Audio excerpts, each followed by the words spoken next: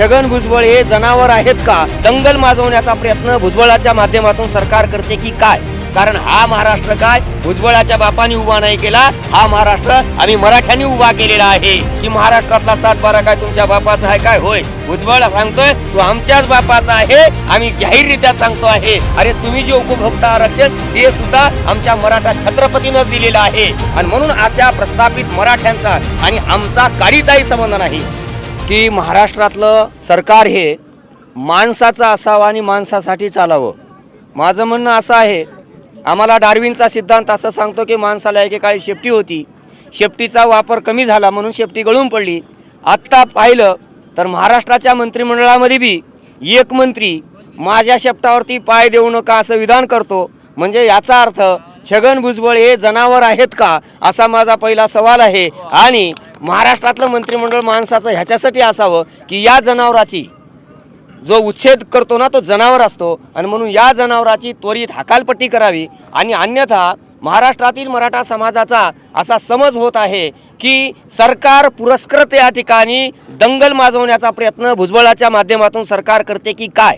कारण घटनात्मक पदावर बसून भुजबळ अशा प्रकारचे बेजबाबदार विधान जर करीत असतील तर ते घटनेशी द्रोह आहे. आणि म्हणून या ठिकाणी आमचं म्हणणं आहे की भुजबळासारखे जे उच्छेदवादी लोक आहेत यांना त्या ठिकाणी त्वरित सरकारनं आवर घालण्याचं काम करावं. तुमचा प्रश्न हा आहे की आम्ही मराठा आता आरक्षण का मागतोय, तर याच्या पाठीमागचं एक कारण लक्षात घेतलं पाहिजे की बाबासाहेब आंबेडकर ज्या वेळेला सायमन कमिशनच्या समोर गेले होते त्यावेळेला बाबासाहेब आंबेडकर असं म्हणाले की पुढे चालून शेती व्यवसाय हा प्रचंड संकटात येईल, आणि शेती व्यवसाय संकटात जर आला तर शेती कसणाऱ्या लोकांना सुद्धा आरक्षणाची गरज पडेल. आणि यासाठीच मुद्दाम या ठिकाणी इतर मागासवर्गीय प्रवर्गाची निर्मिती करण्यात आलेली आहे. आणि म्हणून सरकारचं गेल्या अनेक वर्षापासूनचं जे शेतीविषयी नैराश्याचं धोरण आणि भांडवलदार आणि पुंजीपतींना जगवण्याचं जे धोरण आहे, वाढत्या खताच्या किमती, बोगस बियाणं, मार्केट कमिटीतून होणारी लूट, या सगळ्या गोष्टीचा परिणाम म्हणून इथं लाखाचा पोशिंदा हा संकटात आलेला आहे. आणि म्हणून जे शेतकरी वर्ग असतील त्यांच्या रिझर्वेशनची सोय या ठिकाणी करण्यासाठी घटनेचं 340 कलम अस्तित्वात आलेला आहे. याचा वापर करून या ठिकाणी आम्हाला त्वरित इतर मागासवर्गीय प्रवर्गातून आम्हाला आरक्षण आमचंच आहे, आम्ही नव्यानं मागत नाही, आमचंच आहे. की जे तुमच्या चुकीच्या धोरणामुळं 67 वर्षापासून जवळपास माझा मराठा समाज या आरक्षणातून वंचित आहे, त्याचे गेलेले अधिकार त्या ठिकाणी त्यांना पुन्हा मिळवून द्यावेत अशी आमची एक मराठा समाजाचा उपेक्षित माणूस म्हणून माझी अशी सरकारला आग्रहाची विनंती आहे. आणि सरकारनं जर हा निर्णय नाही घेतला तर मग मराठे काय करू शकतात हे त्या ठिकाणी सरकारलाही दिसल आणि ते आम्ही दाखवून देऊ. पण आमचं म्हणणं असंच आहे की हा महाराष्ट्र सुरक्षित राहावा आणि तो मराठेच सुरक्षित ठेवू शकतात. कारण हा महाराष्ट्र काय भुजबळाच्या बापाने उभा नाही केला, हा महाराष्ट्र आम्ही मराठ्यांनी उभा केलेला आहे. आणि त्याच्यामुळं आम्ही कधीही याचा विध्वंस करू शकत नाही, म्हणून आम्ही शांततेच्या मार्गाने जातो आहे. कदाचित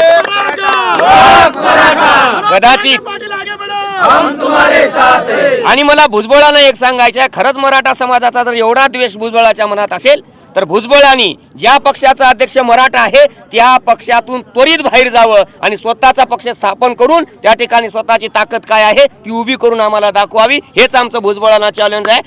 तुम्ही आमच्या हाताखाली गुलामी करूच नका. ते म्हणतात की महाराष्ट्रातला 7-12 काय तुमच्या बापाचा आहे काय? होय, भुजबळ सांगतोय तो आमच्याच बापाचा आहे, आम्ही जाहीररित्या सांगतो आहे. कारण हा महाराष्ट्र फुले शाहू आंबेडकर यांचा आहे, छत्रपती शिवाजी महाराजांचा आहे, यांचाच राहणार. आणि देवेंद्र फडणवीसांनी किती जरी प्रयत्न केला तरी हा महाराष्ट्र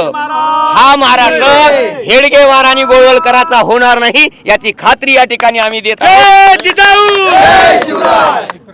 वेगवेगळे चित्रपट, नाटकं यामधून मराठ्याची प्रचंड या मनुवादी साहित्यिकांनी बदनामी केलेली आहे. आणि त्याचा परिणाम म्हणून आम्ही म्हणतोय कुठला मराठा पाटील आहे की ज्यांनी त्या ठिकाणी स्वतःची जमीन ही तमाशावर उडवली?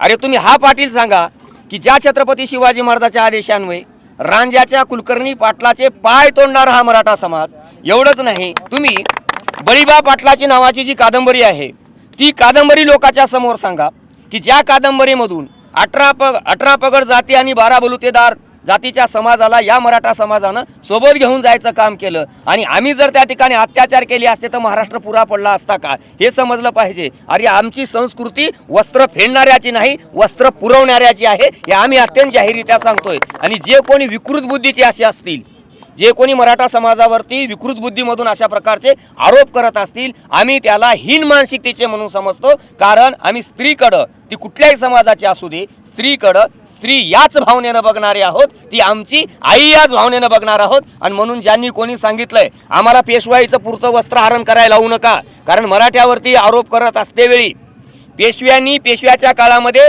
जे नंगाडवाडा म्हणून पेशवाई चालवली आणि शनिवारवाडा चालवला, ते पुरावे आम्हाला या ठिकाणी उकरायला लावू नका, हे आमचं म्हणणं आहे. आणि पूर्ण जे आज मराठा समाजाच्या आरक्षणाला विरोध करत आहेत त्यांनी त्यांचे खरे शत्रू ओळखावेत आणि त्यांना विरोध करावा. कारण मंडलच्या प्रति जाळणाऱ्यांनी आज स्वतःच्या राजकारणासाठी आम्ही ओबीसीचे तारणहार आहोत अशा प्रकारचा चुकीचा त्या ठिकाणी प्रचार चालवलेला आहे. आणि म्हणून आमची प्रत्येकाला भूमिका आहे, प्रत्येकानं प्रत्येकाच्या जातीचा विकास केलाच पाहिजे. पण हा विकास करत असतेवेळी दुसऱ्याच्या जातीच्या विकासामध्ये अडथळा निर्माण करायचं काम करू नये. कारण या महाराष्ट्रामध्ये तरी, मी देशाचं नाही बोलत, या महाराष्ट्रात तरी मराठ्याशिवाय कोणतं काम चांगलं झालंय हे आम्हाला दाखवून दिलं पाहिजे. अरे तुम्ही जे उपभोक्ता आरक्षण ते सुद्धा आमच्या मराठा छत्रपतीनंच दिलेलं आहे. छत्रपती शाहू महाराजांनी 1902 ला आरक्षणाची निर्मिती केलेली आहे. आणि म्हणून आम्हाला म्हणायचंय की मराठा हा विध्वंसक नाही, मराठा हा सृजनशीलता निर्माण करणार आहे, एका दाण्याचे 1000 दाणे निर्माण करणारा हा मराठा शेतकरी आहे. आणि म्हणून अशी कोणाचं तरी ऐकून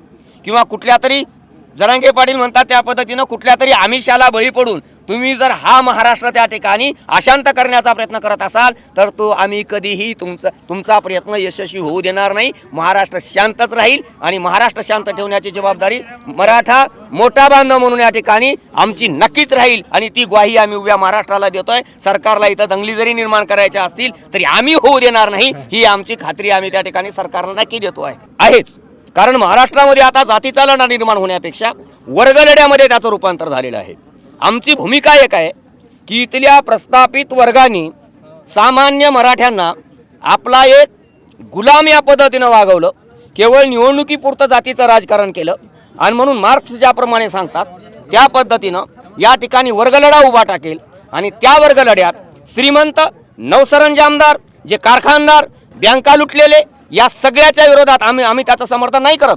कारण ज्यांनी आमची आर्थिक लूट केलेली आहे त्याच्या विरोधामध्येच हा सामान्य जो मराठा आहे ना, जो की छत्रपतीचा मराठा आहे, जो फुलेंचा मराठा आहे, फुलेच्या संकल्पनेतला, जो बाबासाहेबाच्या संकल्पनेतला मराठा. आणि एक गोष्ट लक्षात घेतली पाहिजे, इथला जो प्रस्थापित वर्ग आहे तो जातीच्या आणि समाजाच्या हिताला लक्ष देण्यापेक्षा वैयक्तिक हित संबंधावरती जास्त लक्ष देतो. आणि म्हणून अशा प्रस्थापित मराठ्यांचा आणि आमचा काडीचाही संबंध नाही. आणि जे प्रस्थापित मराठी आहे, जे सत्य दिसतात, त्यांना आमची विनंती आहे की आम्ही आरक्षण मागतोय 50% आतलं आणि आमच्यासाठी मागतोय आरक्षण. तुम्ही मांडायची असेल भूमिका तर सामान्य समाजाची मांडा, अन्यथा कुणाचे आरक्षणाला धक्का न लागता आणि 50% वरचं अशी जर भाषा बोलत असाल तर समाज तुम्हाला त्या ठिकाणी तुमची जागा दाखवल्याशिवाय राहणार नाही. हे नवसरंजामदार, मी नेहमी माझ्या पद्धतीनं सांगतोय, हे सगळे नवसरंजामदार आमचे जे आमदार दिसतात ना, हे सगळे वांजोटे जनावर आहेत, ते आमच्या काहीच कामाचे नाही.